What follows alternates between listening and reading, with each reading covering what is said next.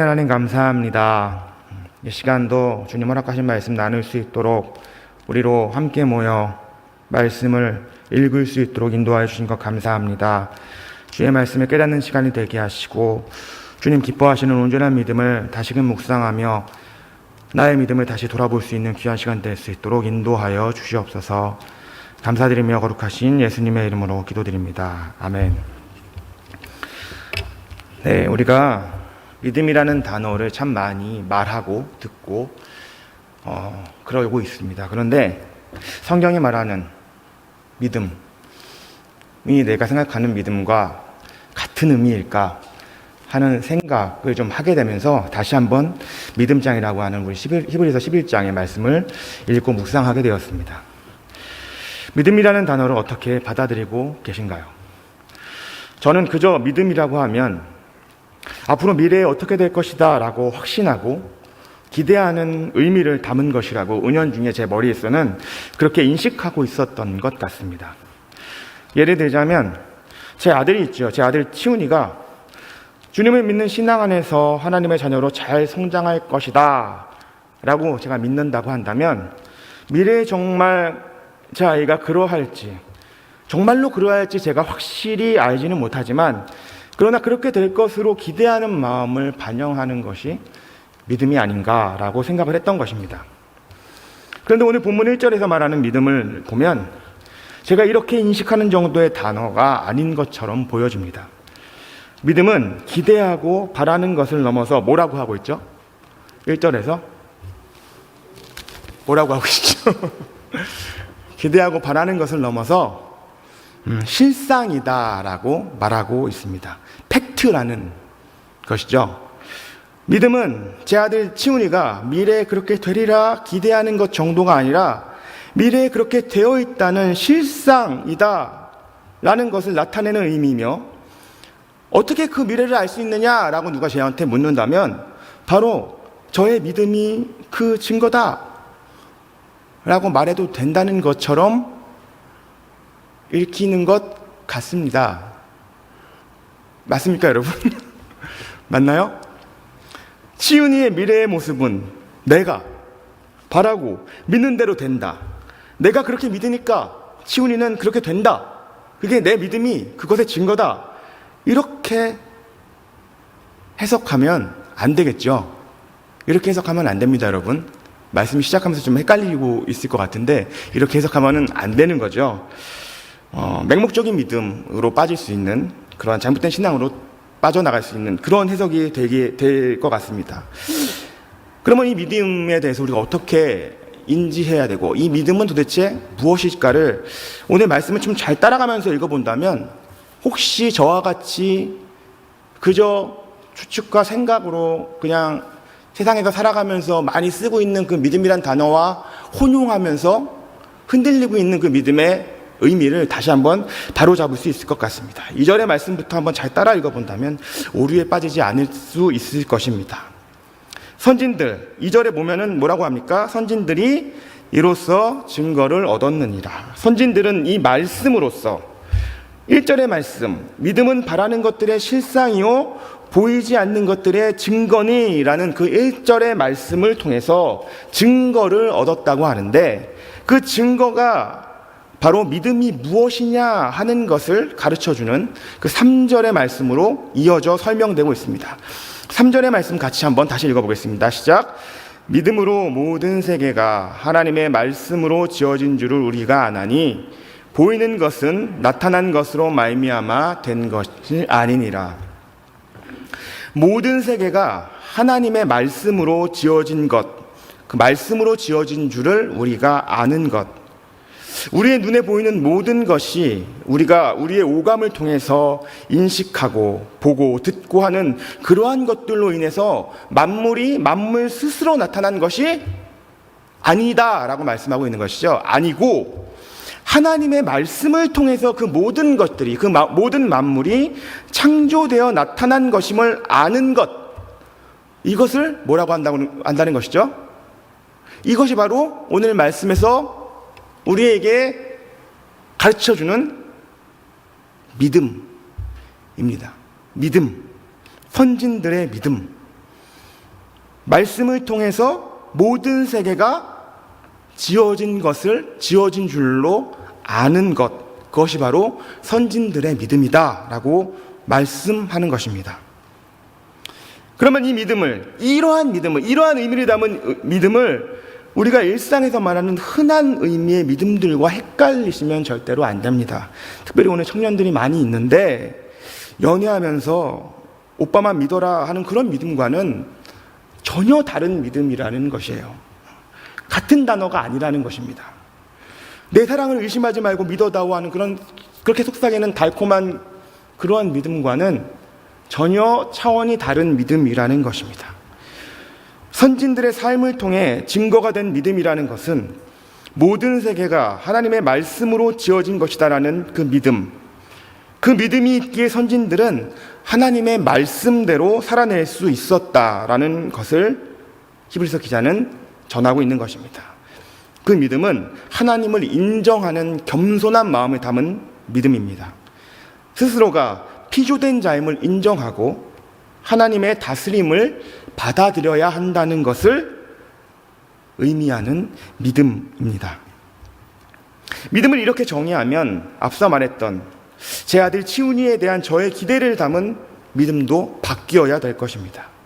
부모인 제가 치훈이가 이 땅에서 어떠한 삶을 살기를 바라는 어떤 구체적인 그러한 삶의 모습을 기대하면서 저는 그렇게 되리라 믿어라고 믿음을 이야기 그렇게 했을지 모르겠지만 이 땅에서의 그러한 기대를 초월하여서 만물을 지으신 하나님을 믿는 믿음이라면 치훈이의 이 땅에서의 삶의 모습이 저의 기대에 부응하든지 혹시 그 기대에 부응하지 못하든지 그것과 상관없이 치훈이는 모든 세계가 하나님의 말씀으로 지어졌기에 하나님의 영광을 위하여 살아가게 될 것을 제가 아는 것이 바로 믿음이라는 것이겠죠. 우리가 가져야 할, 그리고 우리 자녀들에게 가르쳐야 할 믿음의 시작, 믿음의 근본이 바로 이것입니다. 모든 세계가 하나님의 말씀으로 지어진 것이다라는 그 믿음, 하나님 앞에 겸손히 나아가는 믿음을 의미하는 것입니다. 이어지는 말씀을 보면 이러한 믿음을 가진 선진들의 그 삶이 바로 믿음의 증거가 어떻게 되어가고 있는지를 설명하고 보여주고 있습니다. 아벨과 가인의 이야기가 이어져 나오고 있습니다. 아벨이 가인보다 더 나은 제사를 하나님께 드릴 수 있었던 이유에 대해서 창세기의 말씀을 보면 아벨은 하나님에 대한 믿음이 있었기에 만일 아벨이 가인과 같은 자였다면 그저 자신이 가지고 있는 그 양들 중에서 그저 손에 잡히는 그 어떤 한 마리의 양을 하나님께 드렸을 것입니다. 그렇지만 어떠했습니까? 아벨은 양의 첫 번째 새끼와 그 기름을 드렸다고 합니다. 양의 첫 새끼와 그 기름.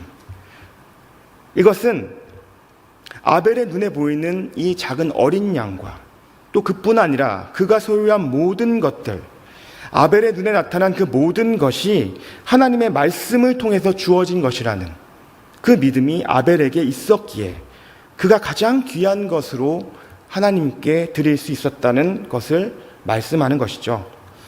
반면 가인은 그저 땅의 소산을 드렸다라고 전합니다. 그저 그의 소출 중에 일부를 드렸다는 의미이죠. 그가 소출한 모든 것, 그에게 주어진 모든 가인의 눈에 나타난 그 모든 것들이 하나님으로부터 비롯된 것이라는 것을 온전히 이 가인은 믿지 못했던 것입니다. 첫 번째 것을 드린다는 것이 왜 이런 의미를 담고 있을까요? 저도 한번 생각해 봤어요. 왜 첫 번째 것을 드리는 게 그렇게 중요할까? 그러다가 문득 이런 생각이 갑자기 들었습니다. 이제 곧 있으면 설이 오잖아요. 청년들, 설이 오지요? 여러분들은 이제 설이 되면 뭘 합니까? 뭐예요? 세배하잖아요. 몇 분의 어른들을 만나서 세배할지는 잘 모르지만, 뭐 예측할 수도 있겠지만 모른다고 쳐요. 설이 돼서 내가 어른들을 만나서 세배를 할 건데 몇 분의 어른을 만날지 몰라요. 그런데 가장 먼저 아침에 일어나 아버지 앞에 세배를 하고 아버지가 세뱃돈을 이렇게 넘겨줍니다. 그것을 받았어요. 다음에 나의 세배를 받아줄 사람이 있을지, 몇 명이나 있을지 알지 못하나 나에게 주어진 첫 번째 이 세뱃돈을 하나님 앞에 헌금하겠노라. 좀 재밌게 비유를 하는 것인데 여러분들 별로 웃진 않았는데, 만약 그런 마음이라면 이 첫 번째 것, 뒤에는 전혀 세뱃돈이 생기지 않을 위험에 처해 있지만 내 생각에는 첫 번째 주어진 그것을 어떻게 하는 거예요? 드리는 것이죠. 그런 게 아닐까 하는 생각이 문득 들었어요. 아벨과 가인의 차이.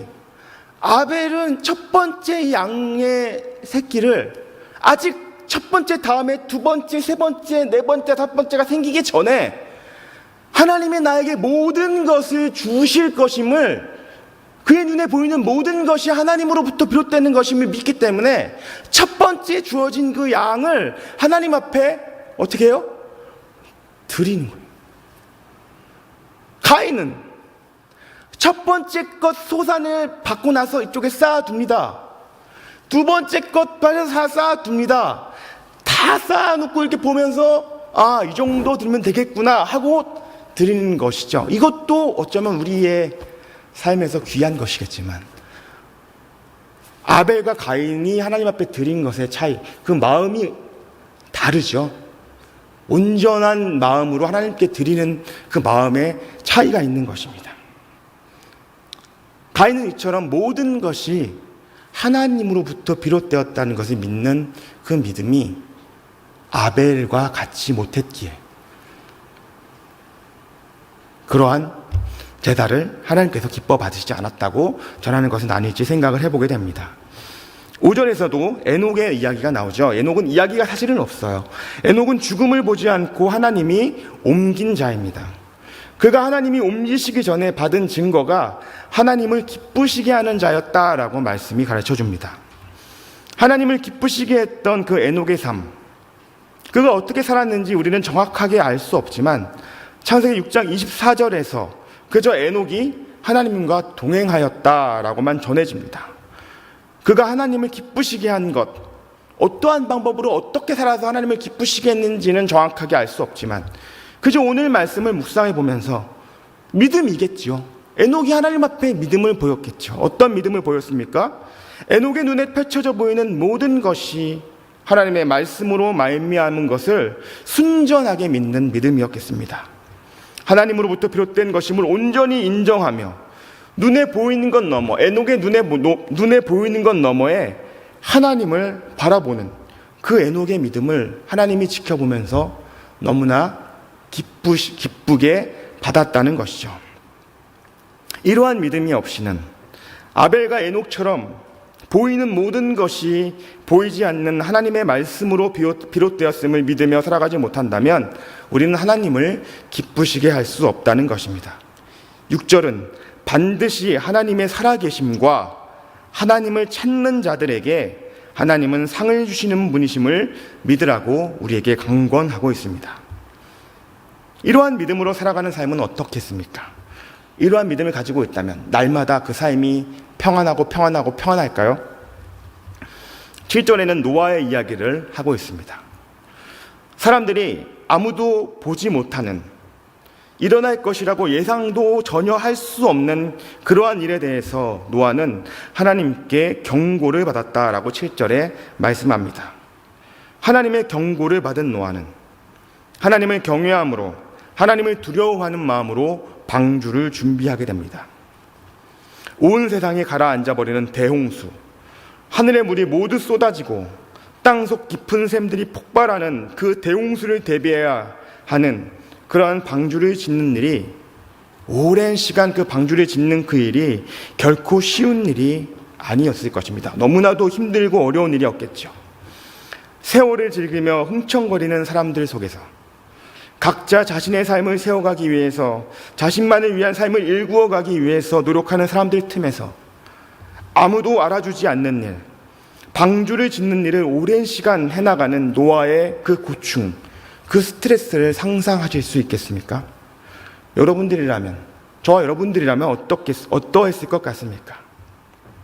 그런데요, 말씀은 우리가 생각하는 정말 노아 너무 힘들었겠다, 노아 정말 스트레스 많이 받았겠다, 저는 그렇게 생각했는데 말씀은 노아의 스트레스나 고충에 대해서 전혀 기록하고 있지 않습니다. 노아는 너무나 마음이 힘들었더라 라거나, 노아는 일을 하다가 화가 났어, 자신의 비아냥거리는 이웃들과 심하게 다투었더라 하는 그러한 말씀이 성경에 전혀 나오지 않고 있다는 것입니다. 세상 사람들의 비웃음, 한심한 짓거리를 그렇게 하고 있냐는 그 비난, 오랜 시간 방주의 재료를 얻기 위해 수고했던 그 노동의 시간들조차도 노아를, 하나님을 경외하며 하나님을 바라보는 그 노아를 넘어뜨리지 못했다는 것입니다.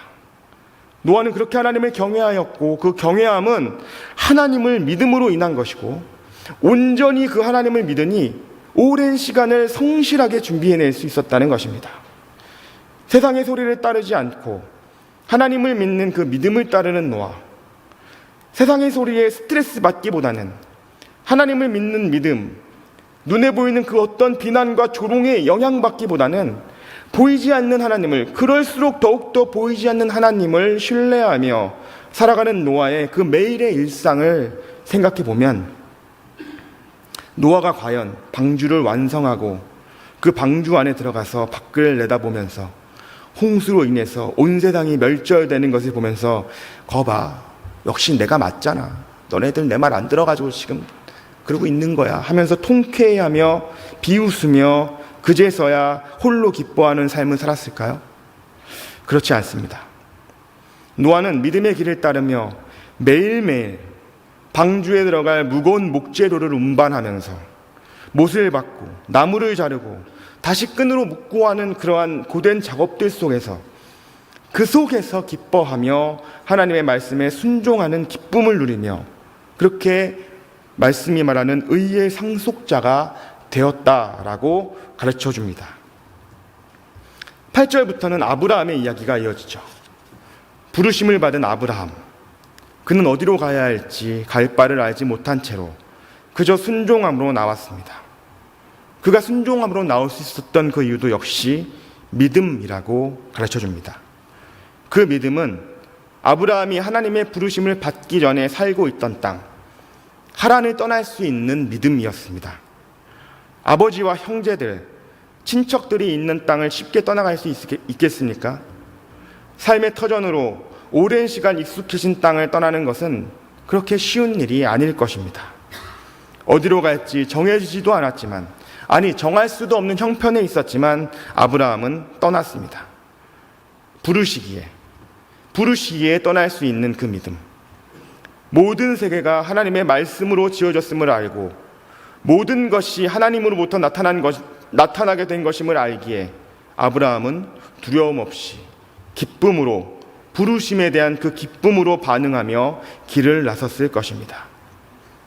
창세기 12장부터 시작되는 아브라함과 이삭과 야곱과 요셉, 그에 이르기까지 그 삶의 여정은 우리는 많이 읽고 들었습니다. 하루하루 만만하고 편안하고 그렇게 쉬운 날이 있었을까요?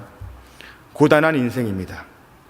그러나 스스로의 삶에 그 고단함에 함몰되지 않고 그들은 하나님을 온전히 믿었습니다.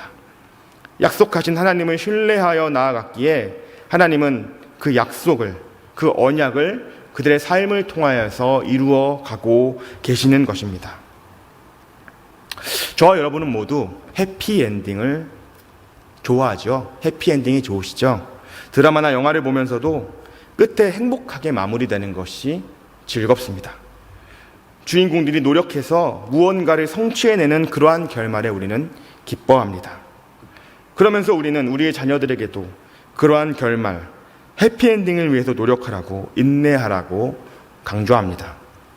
지금 좀 참고 열심히 공부하면 더 좋은 학교에 들어가는 해피엔딩을 맞이할 수 있어. 지금 좀 더 준비해서 실력을 쌓아서 취업을 하면 너는 네 인생의 해피엔딩을 맞이하게 될 거야. 틀린 말은 아닙니다. 그런데 정말 그것이 말씀이 우리에게 가르쳐주는 해피엔딩의 삶일까요? 저랑 아주 친한 친구가 한 명 있었습니다. 한 명 있었습니다가 아니라 지금도 친한 친구입니다.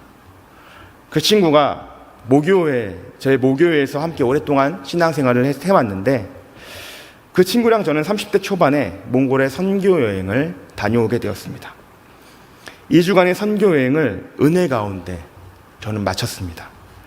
그런데 제 친구는 그곳에서 한눈에 반한 여인이 있었습니다.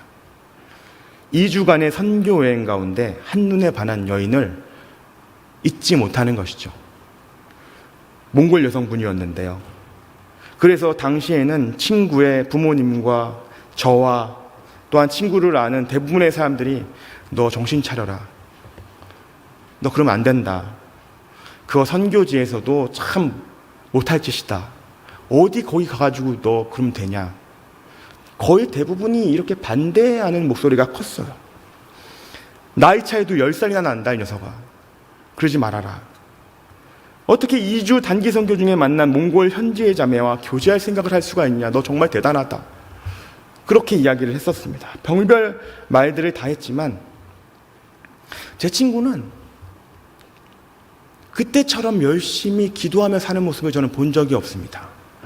주변에서 비난하고 주변에서 반대하면 할수록 이 친구는 대답하지 않아요. 별로 크게 화를 내지도 않고 다 그 얘기를 듣습니다. 그리고 새벽이고 저녁이고 맨날 파란색 위아래 한 벌 추리닝을 입고 교회를 얼쩡거리기 시작하면 새벽 기도회에서 나와 기도하고 수요 기도회 기도하고 주일날 모든 예배 기도하고 예배하고 몇 년, 한 2, 3년간 계속 33넷 된 친구가 그러고 다니는 거예요. 저랑 가장 절친인데 되게 똑똑한 친구인데 갑자기 이상해졌어요. 2, 3년간에 그렇게 하나님 앞에 기도하며 예배하며 하나님, 이 교제가 선한 것입니까? 선하지 않은 것입니까? 사람들은 10살 차이가 난다고 합니다. 제 가장 친한 친구 녀석도 10살 차이라고 저보고 미쳤냐고 합니다. 몽골 여인을 어떻게 네가 결혼할 거냐고 합니다. 지금 교제에서 어떤 일이 벌어질 줄 알고 너 그러냐고 그렇게 비난합니다. 걔는 그냥 저한테 이런 얘기를 한 게 아니라 그냥 하나님 앞에 토로하며 기도하며, 그때는 그 연락도 잘 안 되잖아요. 메일로 왔다 갔다 소식을 전하며 그렇게 지냈어요. 그러다가 2, 3년이 지나서 결혼하게 됐습니다. 그 분이 한국에 와서 친구와 결혼하게 됐습니다. 그렇게 결혼하게 되니 제가 얼마나 뻘쭘합니까? 너무 축복해줬죠. 야, 대단하다 진짜. 너무너무 축하한다. 그렇게 어려운 관문들을 잘 지혜롭게 통과하고 하나님 앞에 겸손하게 기도하면서 그 결혼을 너가 이렇게 해내게 된 것에 대해서 야, 난 정말 너 존경스럽다. 네가 내 친구이니까 너무 자랑스럽다. 그렇게 축복하며 결혼을 하는 것을 보았습니다. 그런데요, 그것을 그냥 얘기하려고 하는 게 아니라 해피엔딩 아닙니까? 결혼까지 해피엔딩으로 끝나는 게 드라마나 영화였으면 끝나는 건데, 우리의 삶은 끝나는 것이 아니죠. 결혼 이후에도 너무나 어려운 일들이 많이 이 친구에게 있었습니다. 그가 하는 사업 가운데에서도, 그리고 또 그 모든 관계에 있어서도 참으로 어려워서 이 친구는 그 아내를 얻기까지 그 기도하는 것에 끝나는 게 아니라 지금까지 하나님 앞에 매달리며 간절히 기도하며 모든 일들 가운데 하나님께서 역사하심을 소망하며 그렇게 신앙하며 살고 있습니다. 지금도 여전히 그 과정 중에 있는 것이죠. 매일매일 날마다 하나님의 부르심에 순종하며 살기를 결단하면서 그렇게 매일의 해피엔딩을 경험하고 그렇게 살아내고 있다는 것입니다. 저와 여러분의 삶에도 이러한 일상의 해피엔딩을 경험하고 살아갈 수 있기를 소망합니다. 특별히 오늘 함께 예배하는 청년들, 꿈을 향해 그 꿈을 이루기 위해 노력하는 삶, 참으로 숭고하고, 특히나 우리 청년들이, 그리고 우리의 모든 자녀들이 이렇게 수고하고 산다면 기특하고 좋은 것이지만, 그보다 더 중요한 것은 그 매일을 그 매일매일의 시간을 믿음으로 살아내는 것, 그 믿음으로 살아내는 것을 놓치지 않고 살아갈 수 있기를 권면합니다. 나에게 주어진 모든 것이 하나님으로부터 주어진 것임을 감사하고, 내가 처하고 있는 모든 상황이 하나님이 나를 부르시는 것임을 인정하고, 나의 이 모든 환경 너머에서 선하신 하나님이 일하고 계심을 기대하고 기도하는 삶을 통하여서 매 순간 매 시간 주님과 동행하는 해피엔딩의 인생을 살아가는 우리 성도들과 우리 청년들이 되기를 간절히 소망합니다. 지금 고단한 상황 속에 혹시 있습니까? 사랑하는 부모님이나 사랑하는 자녀나 형제자매가 병들고 궁핍하고 연약한 상황 속에서 힘겨운 시간들을 혹시 맞이하고 있지는 않습니까? 주님을 바라보면서 우리 주님도 그 신실하신 믿음으로 모든 세계가 하나님의 말씀으로 지어진 것을 알았기에 주어진 십자가의 사명으로 걸어 나가실 수 있었습니다. 십자가 너머에서 보이지 않으시는 하나님이 선하신 구원의 계획을 이루어가고 있음을 우리 주님이 아셨기 때문에 온갖 조롱과 핍박과 폭력 속에서도 승리하실 수 있었음을 우리는 기억하면서 우리도 그 주님을 신실하게 의지함으로 모든 것이 하나님의 말씀으로 모든 만물이 지어졌음을, 그리하여 하나님의 영광으로 성취될 것을 견고하게 따라가는 그 믿음을 달라고 이 시간 간절히 하나님 앞에 기도하는 시간 되시기를 소망합니다. 말씀을 기억하면서 잠깐 기도하겠습니다. 제가 기도하겠습니다. 하나님 감사합니다. 우리에게 온전한 믿음을 허락하여 주시옵소서. 막연한 믿음이 아니라 하나님 이 땅 가운데 창조하신 분, 이 땅의 그 모든 만물을 창조하신 분이 하나님이시기 때문에 그 하나님 앞에 겸손하게 내가 하나님을 경외하고 예배하며 나아갈 때 내 스스로가 높아지려고 대접받고자 하는 그러한 인생의 모든 정욕들을 내려놓고 하나님이 나를 창조하셨고 나의 삶을 인도하시고 하나님께만 오직 나의 구원에 대한 계획이 있음을 인정하며 그렇게 주님 앞에 날마다 예배하며 말씀대로 따라 순종해내는 귀한 삶을 사는 우리 모든 청년들과 함께 기도하는 우리 성도들 될 수 있도록 축복하여 주시옵소서. 주께서 함께 하실 줄 믿고 감사드리며 거룩하신 예수님의 이름으로 기도드립니다. 아멘.